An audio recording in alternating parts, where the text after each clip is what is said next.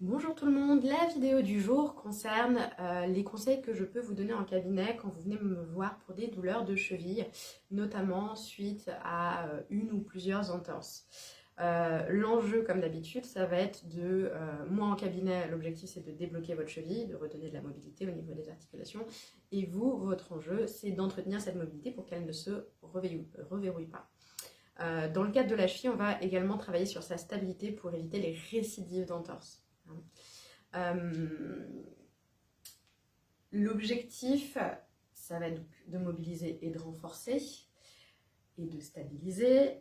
Le système musculaire au niveau de la cheville, il vient faire une espèce de hamac qui enserre la cheville, qui doit remplacer ou suppléer en fait le système ligamentaire quand celui-ci n'est plus suffisamment efficace. Donc un système ligamentaire qui n'est plus efficace, c'est quand on a des récidives en fait d'entorse, on a tout le temps les chevilles instables.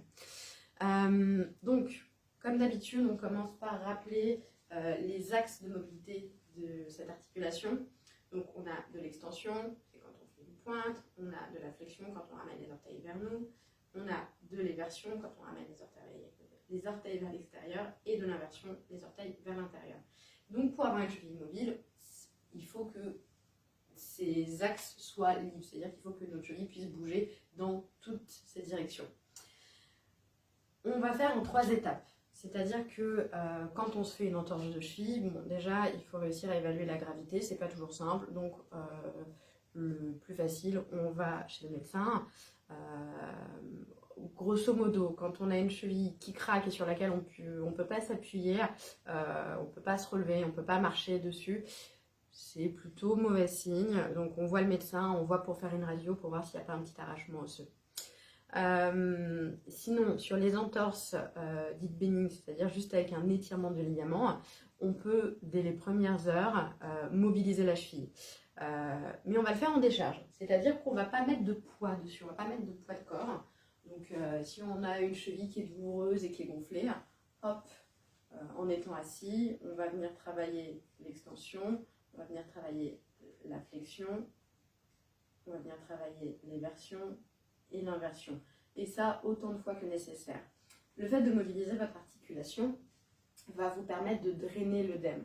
La raideur de cheville, je regarde l'heure parce que je ne sois pas en retard pour le prochain patient.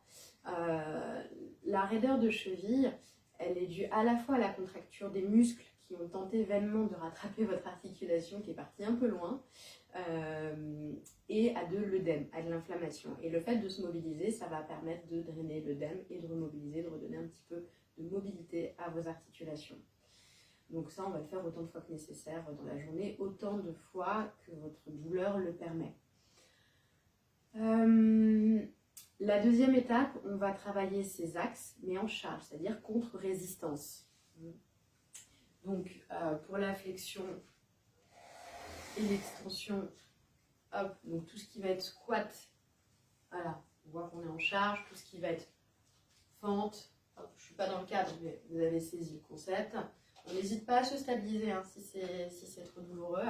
Pareil hein, pour les personnes avec des troubles de l'équilibre, vous avez déjà vu dans les vidéos précédentes les squats avec la chaise. Bon, c'est un peu moins pertinent pour la cheville, on a un peu de flexion, mais bon. Et pareil pour les fentes avec un appui. Ça peut être un début. C'est pas suffisant, mais ça peut être un début.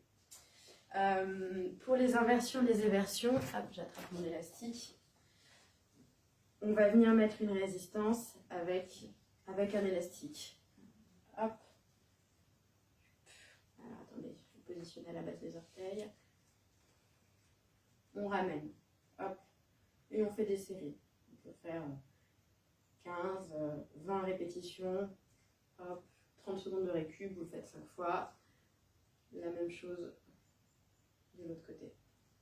Voilà, donc ça c'est pour travailler la flexion, l'inversion, l'éversion contre résistance.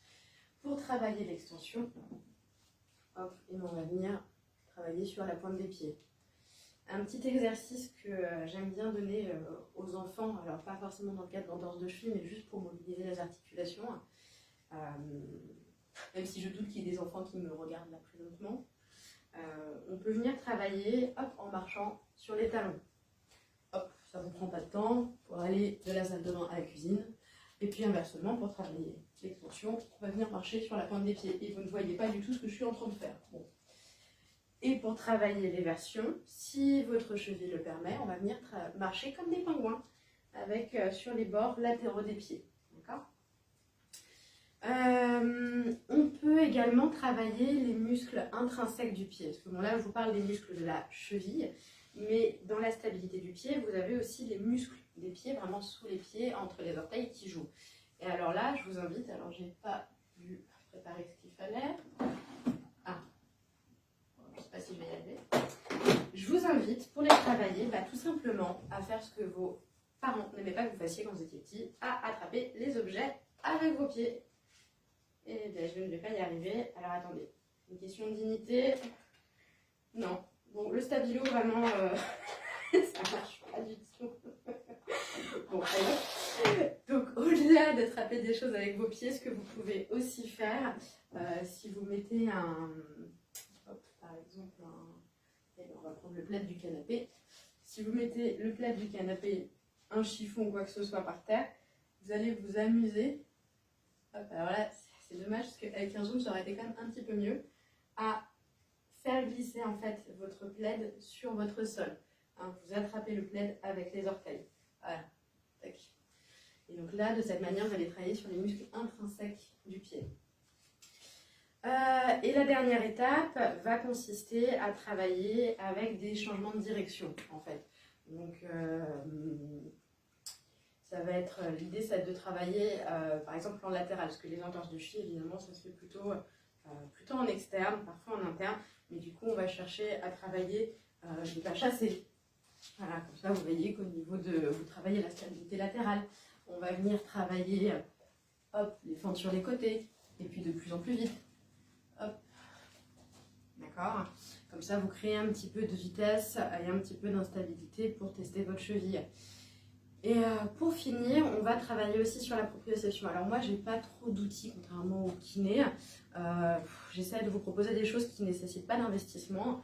Donc c'est typiquement le moment où en cabinet, je vous dis, quand vous vous lavez les dents, donc normalement matin, midi et soir, mettez-vous sur un pied, fermez les yeux et puis vous faites votre lavage de dents comme ça. Et en fait, vous allez travailler la stabilité de votre cheville.